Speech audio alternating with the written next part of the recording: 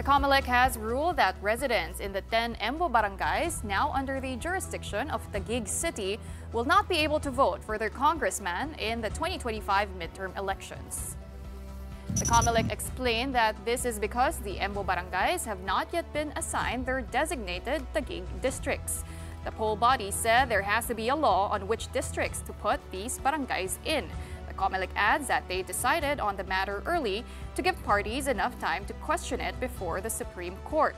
As early as now, though, Makati Mayor Abby Binay is questioning the move, saying city councilors are elected by legislative districts, so why should electing House members be any different? To help clear things out for us, we have with us tonight COMELEC spokesperson Attorney Rex Laudianco. Good evening, Attorney. Good evening, Ms. Gretchen, Ms. Sean, Ms. Pauline, and all the viewers of The Big Story. Magandang gabi po. Attorney Rex, we've been talking about time. Question is, do we have enough time before the next elections next year to be able to assign these Embo barangays to legislative districts, or will they be disenfranchised? We believe so that we have enough time naman po, Ma'am Gretchen. This issue came up because of the decision of the Supreme Court, wherein 10 out of the 13 barangays from the 2nd District of Makati were declared by the Supreme Court to be part of the Taguig City. So there's no issue as for them voting for the national position, senators and party lists. There's no issue for them in voting for their city officials like the mayor, the vice mayor, and the council. But we all know that when it comes to the legislative districts, there is a law that should determine and say specifically which barangays will form part of this legislative district. Unfortunately, in the decision of the Supreme Court po, walang binanggit kung saan sila malalagay na barangay. First district po ba ng Taguig, second district, or will they remain in the 2nd District of Makati? And COMELEC has no power po na mag-assign or kami ang mag-determine kung saan sila boboto. From your initial statements yesterday, coming from the COMELEC, Attorney Rex, very clear naman po yung sinabi nyo na dapat sa Congress mag-initiate, ang Congress ang mag-initiate nito because only Congress can determine which barangays belong to a certain district, and they are the only ones with the power to create, divide, or abolish districts. Now, having said that, how are we on this? Meron na bang nag-sponsor ng bill? Meron na bang naka-file? Where are we on that? Would you know? So far, Ma'am Sean, we have no information yet as to that matter. Pero ang sinasabi nga po namin, maaring dalawa po ang maging resolusyon sa bagay nito. Maari po sigurong magkaroon ng clarification sa decision ng Supreme Court na madetermine na natin saan district ba talaga yung mga kababayan natin sa 10 embos na mabibilong. Pwede rin naman po sa pamamagitan ng legislation, amending the old charters of the cities, or a new legislation po regarding this. So ang tingin naman po namin may sufficient time at anuman po maging desisyon, be it through a legislation by Congress or through the decision of the Supreme Court, COMELEC is ready po to implement this. And nasa June pa lang naman po tayo, kayang-kaya pa po implement ng COMELEC yan. Follow-up lang, Attorney Rex, if we go through the Supreme Court route, can you explain to us in layman's terms po how that goes and kumbaga, ano yung proseso to get that ball rolling, and who will have to initiate asking the Supreme Court for that clarification?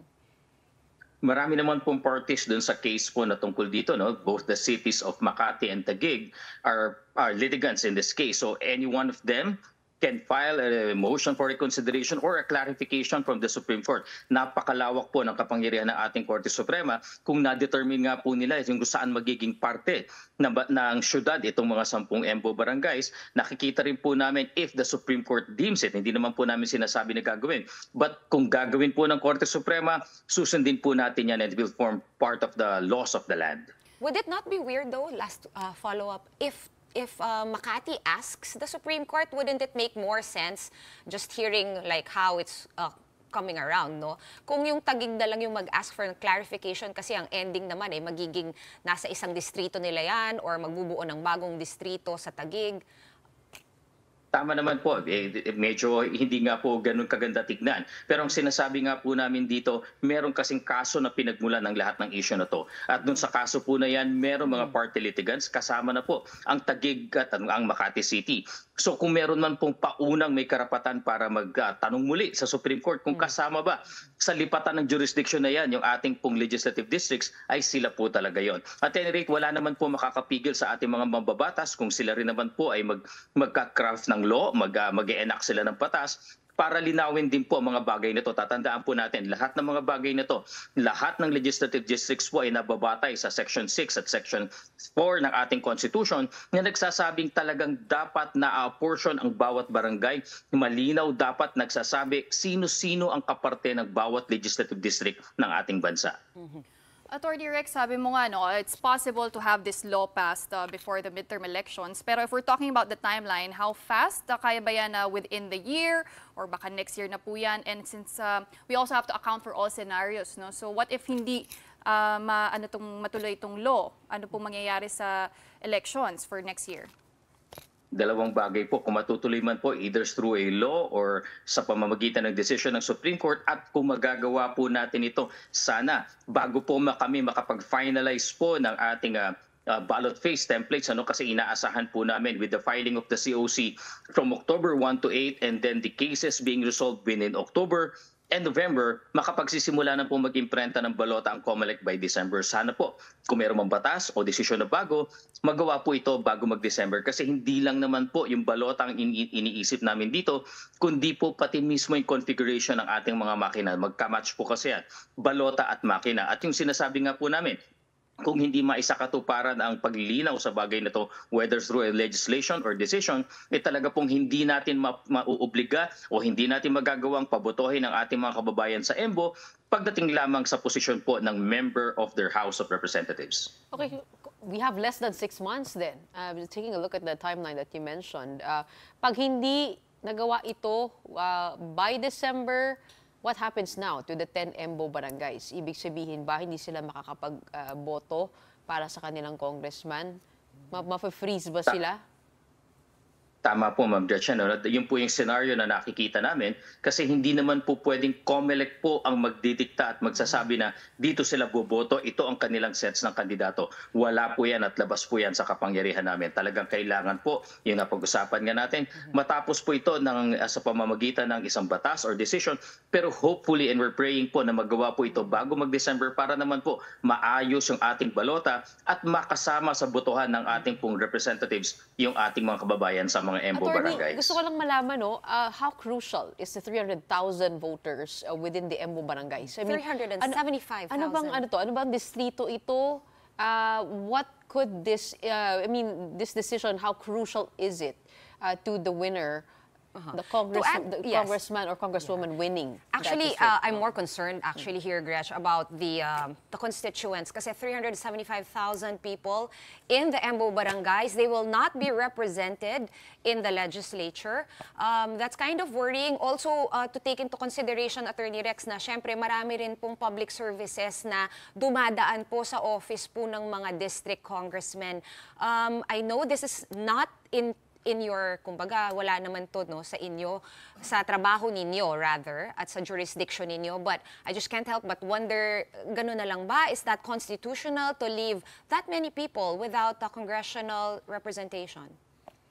That's correct, Ma'am Sean. Actually, I fully agree with you po na ang tinitingnan po ng COMELEC dito, it's not necessarily the whether swing vote ba ito para sa isang kandidato, it will affect the candidacy or the running for office ng isang partido. Ang tinitingnan po talaga namin dito, kaya nga po maaga nagsabi na ang COMELEC through Chairman Garcia, anong desisyon, kasi kailangan po talaga magkaroon ng representante sa House of Representatives ang mga kababayan natin. Tama po kayo, yung services ang tinitignan namin, yung kanilang interest, dahil alam naman po natin yung mga batas patungkol sa taxes, appropriations, lahat po yan, ilan lamang sa dapat manggaling sa House of Representatives. Kaya nga po, sabi ni Chairman Garcia, sinabi na ng maaga, makakilos ang dapat makakilos, be it sa batas o sa desisyon. Ang importante po, alam ng lahat ng sitwasyon dahil wala naman pong kapangyarihan ng COMELEC na magdesisyon sa bagay na ito. Okay, another follow-up on that, what happens now to Makati 2nd District, where these barangays used to belong to.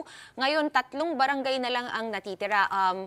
What I know based on law is we need 250,000 na population to form a congressional district. Meron pa po bang 250K na natitira doon sa 3 barangay sa District 2 ng Makati? And will they continue being the 2nd District of Makati?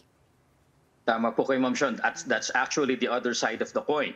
Kung malalaman nga po natin, malilipat sa Taguig yung 300,000 na yan saan mang legislative district, ano ang mangyayari naman po dun sa natirang 3 barangay na natitira dun sa 2nd district? Again po, the same decision ng COMELEC, the same pronouncement, wala po kaming magagawa dyan kundi patuloy na kilalanin ang existence ng 2nd district of Makati despite the fact na hindi na po umabot sa minimum requirements ng ating section 5 and 6 ng Constitution na dapat at least 250,000 ang constituents dyan. Ang sinasabi na lang po namin dito rin kasi, ang may kapangyarihan din po, kung ang Kongreso ang may kapangyarihan gumawa ng legislative district, Kongreso lamang din ang may kapangyarihan po na mag-dissolve or mag-reapportion o kaya po anumang amendment dyan sa distrito na yan. At yun din po ang inaasahan namin na sana makasama po sa mga paggalaw na hinihintay natin bago dumating ang halalan.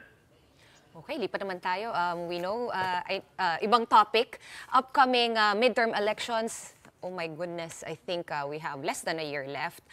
We know that nag-demo po ang Miru sa inyo. May delegation from the COMELEC along with some media members who went to Korea to check. How was it po? Wala naman pong hiccups. Napakaganda po ng planta ng Miru sa ating pong Republic of South Korea at yun nga pong initial batches po nila na 20 at dumating na rin po yung 100 dito. All of them worked flawlessly. In fact po dun sa mga voters education demo na ginagawa na namin ngayon, yun na pong mga bagong makina yan ang ginagamit na po namin. At nakikita nga rin po namin sa aming mga pagsasanay katulad dun sa Independence Day, maganda po ang reaction at reception ng ating mga kababayan. Pamilyar na sila dun sa itsura ng balota, pamilyar na po tayo kung paano ginagamit ang pagsubo ng balota, pag-shade ng balota. Ang pinakamagandang component po dito kasi doon pa lamang po sa botante nakikita na nila kung paano binasa, binilang at ni-record ang kanilang balota. Walang question bukod pa po doon sa resibo. So ilan lamang po ito sa advantages ng ating tinatawag na automated counting machine. Kamusta naman po yung online voting para naman sa mga overseas Filipinos? Naayos na po ba natin? Anong magiging proseso? Thank you po, Ma'am Gretchen. Nung isang araw nga po ay napirmahan na po sa pagitan ng COMELEC at ng joint venture ng SMS Global at Sequent yung ating pong gagamitin na online voting and counting system o mas kilala bilang internet voting. Ito po yung nakikita naming solusyon sa mababang voters turnout pagdating ng halalan. Kung matatandaan niyo po ng 2022 elections, meron po tayong 1.6 million overseas registered voters. Pero ang bumoto lamang po sa pamamagitan either na pagpunta sa konsulado at embahada o yung iba po ay pinapadala na namin ang mga balota sa kanilang bahay, libre pong maibabalik through the Postal Service, wala pang 40%, nasa 600,000. So sa pamamagitan po siguro ng internet voting, dalawa ang makikita namin pagbabago. Mas gaganahan ang ating mga kababayan na bumoto dahil napakadali. Cellphones, tablets, laptops, or their personal computers, basta may camera, makapag-enroll sila dun sa sistema, mabigyan sila ng passwords at account at ma-capture, ma-live capture ang kanilang itsura, ay makakaboto sila. Lalong-lalo na po yung mga marinot seafarers na hindi sa lahat ng pagkakataon ay nasa lupa para sila'y bumoto. Ikalawang advantage po na nakikita namin ay yung kababaan po ng gastos ng ating pamahalaan. Noong 2022 elections, gumastos po tayo ng mahigit kumulang 417 million pesos out of the 40% turnout lang po. At dito po ang ating kontrata ay aabot lamang sa 100 million pesos. Ganong kababa po ito. So nakikita po namin ito na ang solusyon sa ating problema na yan sa overseas voting. Attorney Rex, just wanted to follow up. Medyo talamak ngayon ng cybersecurity threats. So may ensure ba yung safety nitong online voting sa midterm elections? That's correct, Ma'am Paulino. Nung kinraft po ng COMELEC ang ating terms of reference, number 1 po talaga sa priority yung defense against cybersecurity, against po na breaches. At importante po, dalawang bagay: auditability and error recovery system. Number 1 po yan. Kaya nga po nung tayo ay nagpa-bidding, public bidding po dito, kasama po yan sa component na tinignan namin. At yung mga lumaban po dito sa ating bidding, pinakita at pinatunayan nila na naggamit ang sistema sa ibang bansa. Hindi na hack, may mga laban sa defenses, at kayang pong i-improve level by level yung ating defenses dito. At yun po yung nakita natin dito sa nanalong bidder, bukod sa mababa po yung kanyang pagkakabid, ay tumugma po at na-comply niya ang lahat ng requirements natin. At any rate po, in every stage of the enrollment, to the voting, to the counting, and the transmission of votes, pati na rin po yung pagbilang at pag-canvas ng votes sa mga konsulado at embahada, lahat po ito ay pwedeng i-audit, lahat po ito ay merong transparency measures.